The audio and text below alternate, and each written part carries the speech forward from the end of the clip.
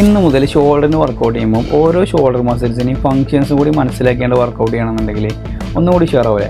അപ്പോൾ അതിന് വേണ്ടിയിട്ട് നമ്മൾ ഷോൾഡർ മസിൽസിനെ front deltoid, lateral deltoid, back deltoid ഇങ്ങനെ മൂന്നായിട്ട് ഡിവൈഡ് ചെയ്യാൻ പോവാണ്. ഈ ഫ്രണ്ട് ഡെൽറ്റിൻ്റെ ഫംഗ്ഷൻ എന്താ വെച്ച് കഴിഞ്ഞാൽ ഷോൾഡറിൻ്റെ ഫ്ലെക്ഷനാണ്. അപ്പോൾ ആ ഒരു ടൈപ്പ് എക്സസൈസാണ് നമ്മളതിന് ചെയ്യേണ്ടത്.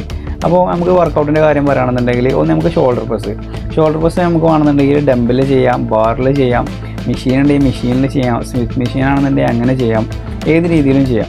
പിന്നെ അടുത്തൊരു എക്സാമ്പിൾ പറയുകയാണെന്നുണ്ടെങ്കിൽ ഫ്രണ്ട് റൈസ് നമുക്ക് അതേപോലെ തന്നെ ഡംബിൽ ചെയ്യാം, കെറ്റിൽ ബെല്ലുമേ ചെയ്യാം, കേബിളിൽ ചെയ്യാം, ബാറിൽ ചെയ്യാം, എങ്ങനെ വേണമെങ്കിലും ചെയ്യാം. അടുത്തത് ലാറ്ററൽ ഡെൽറ്റോയിഡിൻ്റെ കാര്യം പറയുന്നുണ്ടെങ്കിൽ അതിൻ്റെ ഫംഗ്ഷൻ ഷോൾഡറിൻ്റെ അബ്ഡക്ഷനാണ്.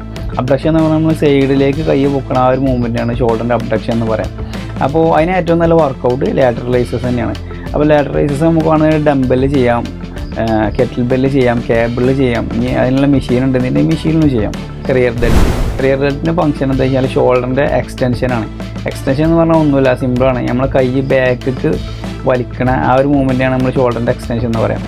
അപ്പോൾ അതിനുള്ള വർക്കൗട്ട് ഏതൊക്കെ വെച്ചാൽ നമുക്ക് ഫേസ് പുൾ ചെയ്യാം, ഡംബൽ കൊണ്ട് റിവേഴ്സ് ഫ്ലൈ ചെയ്യാം, അതേപോലെ പെക്ടർ ഫ്ലൈൻ്റെ മെഷീനിൽ റിവേഴ്സ് ഫ്ലൈ ചെയ്യാം. ഇതൊക്കെയാണ് അതിനുള്ള വർക്കൗട്ട്.